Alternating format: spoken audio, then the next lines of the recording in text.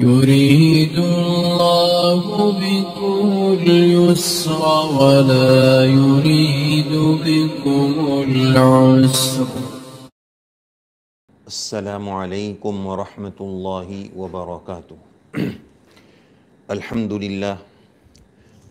للہ وکفى وسلام علی عباده الذین اصطفى. اما بعد، اعوذ باللہ السمیع العلیم من الشیطان الرجیم. بسم اللہ الرحمن الرحیم. ان اول بیت وضع للناس للذی ببکۃ مبارکا وہدی للعالمین.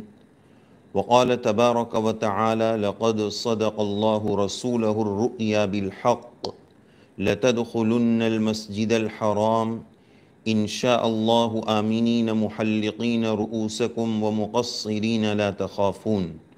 وقال تعالی وأذن في الناس بالحج يأتوك رجالا وعلى كل ضامر يأتين من كل فج عميق ليشهدوا منافع لهم.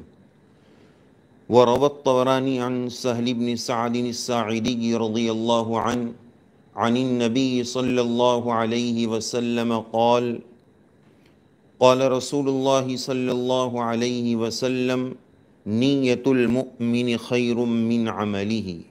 صدق اللہ العظیم وصدق رسولہ النبی الکریم ونحن على ذلك لمن الشاہدین والشاکرین والحمد للہ رب العالمین.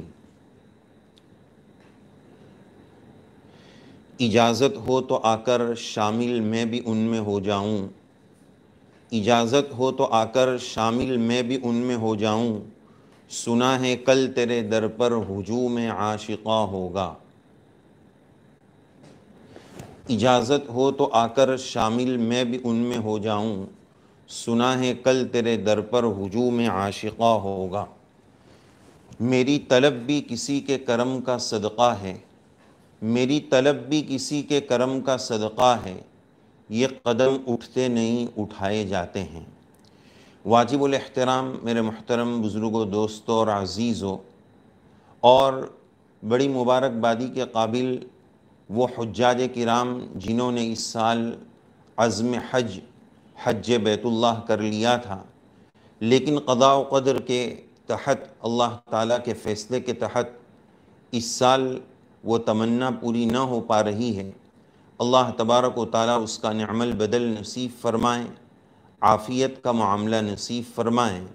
شاعر نے اشک حسرت پیش کرتے ہوئے کہا ہے، افسوس کہ اب کے بار بھی ہم دربار نبی میں جا نہ سکے. یعنی جنہوں نے زندگی میں پہلی مرتبہ سفر حج کا ارادہ کیا تھا اور اللہ تعالیٰ کے اس فیصلے کے تحت نہ جا سکے، ان کی طرف سے ترجمانی ہے، افسوس کہ اب کے بار بھی ہم دربار نبی میں جا نہ سکے. حسرت ہے ان ارمان زیارت بیداری، ویراں ہیں خوابوں کی دنیا. مجبوری قسمت کیا کہیے وہ آ نہ سکے، ہم جا نہ سکے. سوچا تھا عرب کے ساحل پر قدموں کے عوض سر رکھیں گے. سوچا تھا عرب کے ساحل پر قدموں کے عوض سر رکھیں گے. اس راہ میں سر کے بل نہ چلے، اس در سے جبیں ٹکرا نہ سکے. اس زندگی محروم کا اب پیمانہ چھلک جائے نہ کہیں. اس زندگی محروم کا اب پیمانہ چھلک جائے نہ کہیں. اس سال بھی چاہے زمزم پر ہم اپنا سبو چھلکا نہ سکے. سنتا ہوں ہوئے ہیں مس اس سے سرکار کے لبہائے اطہر. سنتا ہوں ہوئے ہیں مس اس سے سرکار کے لبہائے اطہر. سنگ اسود کے بوسے کا یہ کیف میرے لب پا نہ سکے. اللہ عز و جل امت مسلمہ کو اس کا نعم البدل نصیب فرمائیں، عافیت کا ماحول عطا فرمائیں، اس بیماری سے انسانیت کو اور امت کو نجات عنایت فرمائیں. واجب الاحترام محترم بزرگوں، دوستو، مسلمان اور بیت اللہ شریف کا ایک عجیب کنیکشن اور ایک عجیب تعلق ہے. مقناطیسیت اور لوئی چمک کا تعلق ہے کہ ہر مسلمان کا دل بیت اللہ کے ساتھ جڑا ہوتا ہے اور جڑا ہونا بھی چاہیے. اس تعلق سے یہ بات سمجھنا ضروری ہے کہ قرآن مجید کے آیات کے مطالعے سے یہ بات سمجھ میں آتی ہے کہ سرزمین بیت اللہ سے اور بیت اللہ شریف سے ساری دنیا میں اللہ تبارک و تعالیٰ 5 چیزیں سپلائی کرتے ہیں. 5 چیزیں بیت اللہ شریف سے اللہ تبارک و تعالی تقسیم فرماتے ہیں۔ پہلی چیز ہے برکت اور دوسری چیز ہے ہدایت۔ قرآن مجید کی آیت میں اللہ عز و جل نے ان اول بیت وضع للناس للذی ببکۃ مبارکا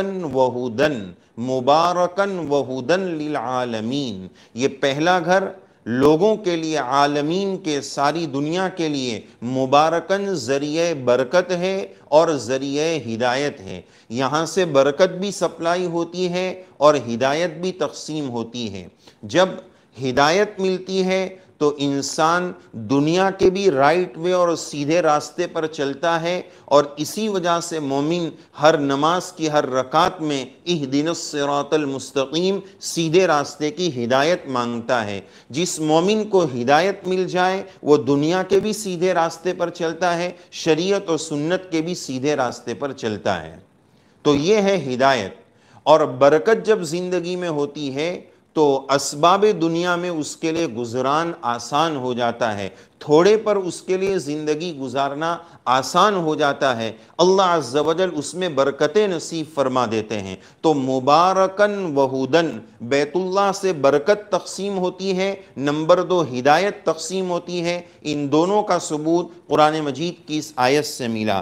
تیسری بات جو بیت اللہ کے بارے میں ہے کہ وہ قیاما للناس ہے، جعل اللہ الکعبۃ البیت الحرام قیاما للناس، یعنی جب تک دنیا میں بیت اللہ کا وجود رہے گا لوگوں کا قیام رہے گا، جب تک بیت اللہ کا وجود رہے گا قیامت نہیں آئے گی، دنیا کا نظام یہ چلتا ہی رہے گا۔ تو یہ تیسری بات ہو گئی، برکت، ہدایت اور قیاما للناس دنیا کے قائم رہنے، لوگوں کے قائم رہنے کا ذریعہ ہے۔ یہ 3 باتیں ہو گئی۔ اور نمبر 4 اور نمبر 5 ایک آیت میں اللہ تعالیٰ نے ایک ساتھ ذکر فرمایا، وَإِذْ جَعَلْنَا الْبَيْتَ مَثَابَةً لِلنَّاسِ وَأَمْنًا، مثابتاً للناس نمبر 4، وَأَمْنًا نمبر 5۔ مثابتاً للناس کا مطلب کیا ہوتا ہے کہ بیت اللہ شریف لوگوں کے لیے مثابت ہے، سرزمین بیت اللہ لوگوں کے لیے مثابت ہے۔ مثابت کا کیا مطلب ہوتا ہے؟ ایک جو کنواں ہوتا ہے گولائی میں یا کسی بھی طریقے کا کنواں ہوتا ہے، اس کنویں میں ایک جگہ ایسی ہوتی ہے جہاں پر ڈول لٹکا ہوتا ہے اور اس ڈول کو اندر ڈال کر پانی نکالا جاتا ہے، تو وہ پورا کنواں ہے، پورے فائدہ اٹھانے کی جگہ، لیکن اس میں مین جو جگہ ہے وہ جگہ ہے جہاں رسی ڈال کر ڈول ڈال کر پانی نکالا جاتا ہے۔ کنویں کی اس جگہ کو عربی میں مثابت کہا جاتا ہے۔ تو اللہ تبارک و تعالیٰ نے مثابتاً للناس فرما کر یہ بتایا کہ ساری دنیا میں سرزمین بیت اللہ سے روحانیت کا آب حیات تقسیم ہوتا ہے، ساری دنیا میں روحانیت کا آب حیات بیت اللہ سے سپلائی ہوتا ہے۔ تو یہ مطلب ہوا مثابتاً للناس کا۔ اور نمبر 5 وَأَمْنًا، امن، پیسفل ماحول، امن والا ماحول، شانتی اور چین اور سکون والا ماحول، کہ جب تک سرزمین بیت اللہ میں امن، چین، سکون اور عافیت کا ماحول رہے گا، ساری دنیا میں امن، چین اور سکون اور عافیت کا ماحول برقرار رہے گا۔ تو مجموعی طور پر ٹوٹلی کل 5 چیزیں ہو گئی جو بیت اللہ سے اللہ تبارک و تعالیٰ سپلائی فرماتے ہیں، برکت، ہدایت، قیاما للناس، مثابتاً للناس، اور نمبر 5 وَأَمْنًا۔ یہ 5 چیزیں بیت اللہ سے اللہ تبارک و تعالیٰ تقسیم فرماتے ہیں۔ ویڈیو کے نیچے سبسکرائب کے بٹن پہ کلک کریں، بیل کے آئیکن پہ کلک کیجئے تاکہ ہر نئی ویڈیو کی نوٹیفیکیشن آپ کو مل جائے۔